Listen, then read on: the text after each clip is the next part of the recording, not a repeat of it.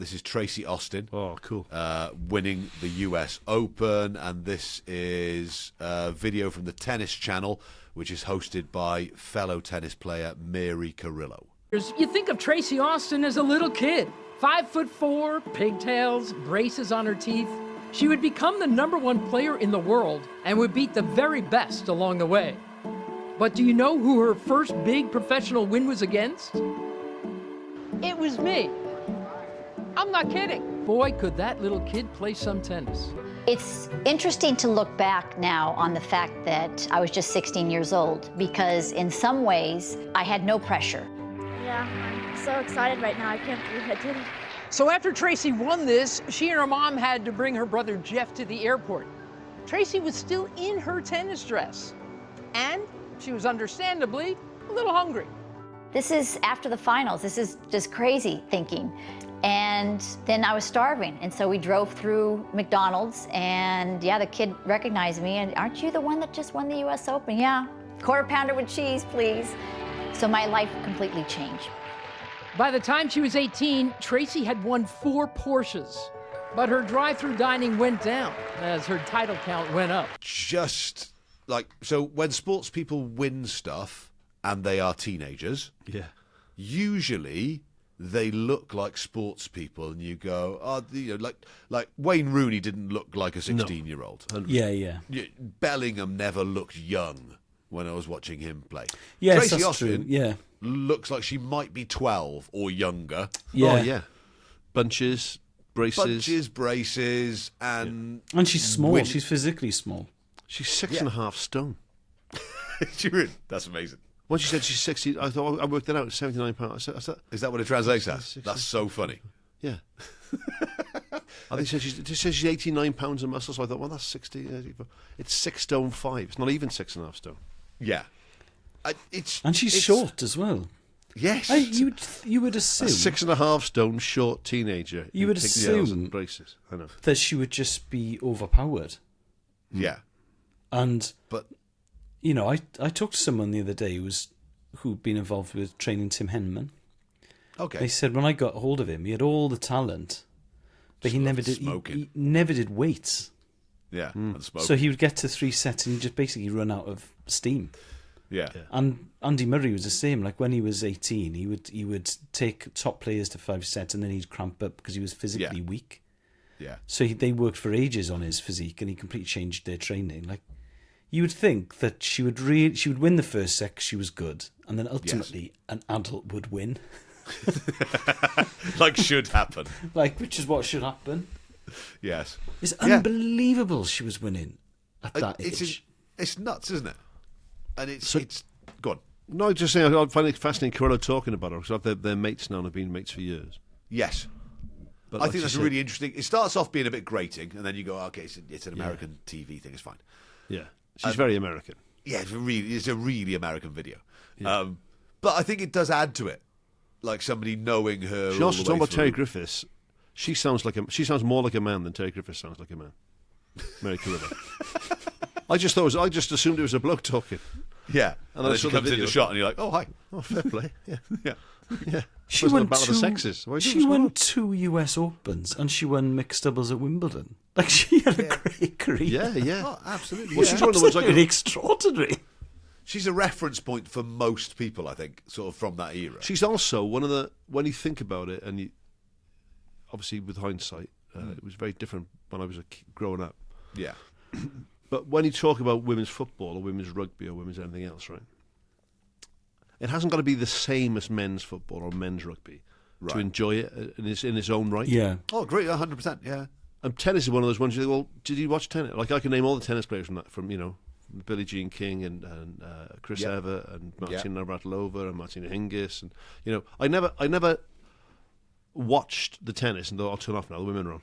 Well, this is the thing. Like when that's a bit. Yeah, when absolutely, it wasn't a serve and volley game like the men's was, but that didn't matter. It was anything. It was more entertainment. But like it was better. It was baseline. When Andy Murray talked about being a feminist, and he would correct journalists for saying, "Oh, you're the only person." He's like, "No, I'm the only man. I'm the only man." You know, Serena's done 2 Olympic goals, wasn't it? Yeah. He did that a few times for different things. Yeah. He made the point. The fact is, people they don't discriminate the audiences. You know, they will watch the women at Wimbledon just like they'll watch the men. So that should be a thing that tennis is proud of. Yes. And yet, bizarrely, there were very, very few men like him who were willing to correct those journalists and correct those assumptions. Because I think, to be honest, as sport goes, it stands alone. I can't really think of many other examples. I think athletics. Athletics, yeah. Those events just went on at the same time. Yeah. So it'd be now it's the women's 1500, then it's the men's 100 metres, and I'm not going. I'm turning this bit off. Rather than the Bobby Fischer thing, I mean, it always every year you see the same argument that a woman tennis player wouldn't beat a man from the top, whatever it is, right? Yeah. But they're not playing men from the. They're playing it's other not women. relevant. Yes, it doesn't matter. Yeah. You know, if I jumped in a Formula One car, I will drive it faster than a rally car, right? But it doesn't mean I don't watch Formula One. I only watch Formula One because it's the fastest. Yes. It's a different sport. And obviously the rules are the same, but it's played differently. Yeah. Why would you not? You know, why do you go and watch your kids play sport? I can watch a boy play rugby. It's not like watching the Highlanders play the Chiefs. But I enjoy it, right? Because he's playing against other kids. If he's playing against rugby team would beat these, Mike. What are you doing? Yeah. You're wasting your time here. If he's playing against a bunch of blokes, it wouldn't be entertaining.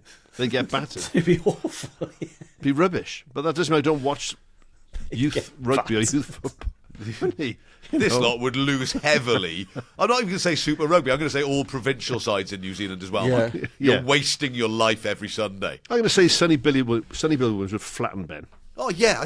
He'd actually batter him. He'd go over him or around him. I think it would be Sonny's choice. And I wouldn't be happy.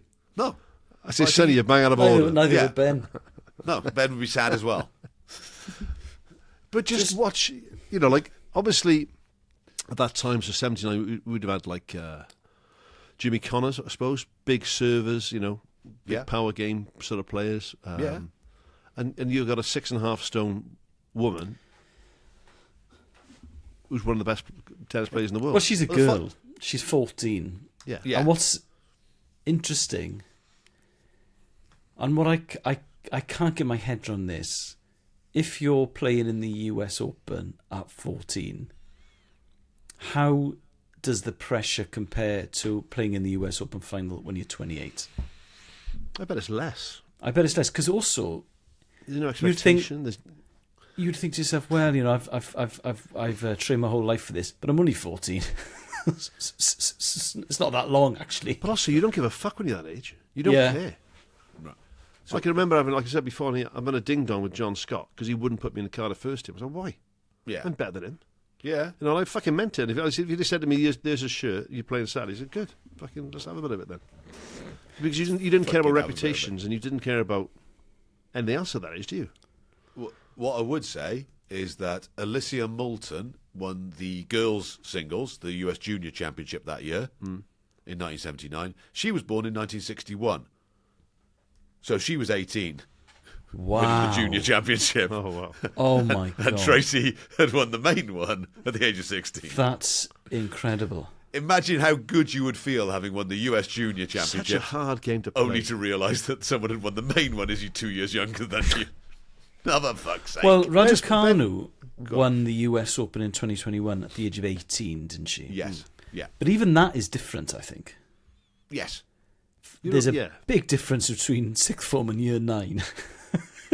Tracy Austin. And she's not like Tracy Austin wasn't like an outlier. Like you watch someone like when you see like a 14 or 15-year-old Jonah Lomu. Well, they were 6'3" and built like a brick shithouse. They, Yeah. She wasn't like a 6 foot 14-year-old. Yes. Yeah. She was she's a not tiny a freak of nature. No. Yeah, she's a tiny 14-year-old. She was a small 14-year-old girl with a wooden racket.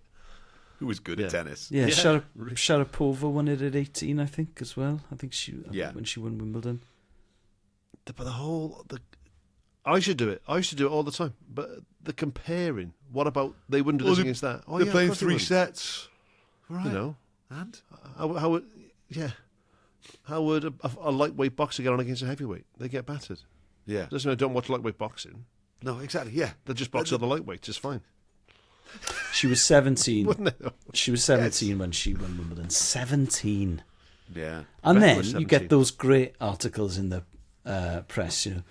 Maria Sharapova might have a provisional driving license. But Yes. yeah. Yes. Those are always good. Not old enough to buy a drink. I don't drink. I don't want to drink. No, but if you I'm- wanted to, you couldn't. I'm the world's I don't best want to. tennis player. I don't want to drink. Have Have you seen Carragher? You Yes. going to say that? Speaking of drinking. Oh, my God. We got to do that clip next week. Yeah, do that next the week. bit at Are the you- end where he goes to Jaden. I don't drink. We'll have a big drink together. We'll go with the yellow walls together. Right, we're gonna How many go. times you say yellow wall? You had probably yellow wall I Tourette's. love the yellow wall. And you can see the bit where they cut back to the studio and hilarious. Thierry's got his head in his hands on the desk, just like, oh for fuck, he's shit faced. Yeah. Why have we put him on telly? He's shit faced. And fair play to Carragher. He doesn't style it out. He says right off the top why and where he's been. Might be sober. Well, I've had a burger at lunchtime. I've had 8 pints. I've had 8 pints. I love the yellow wall. 8 pint Jamie. There's the fucking part of next time. So good. No, this is a great clip.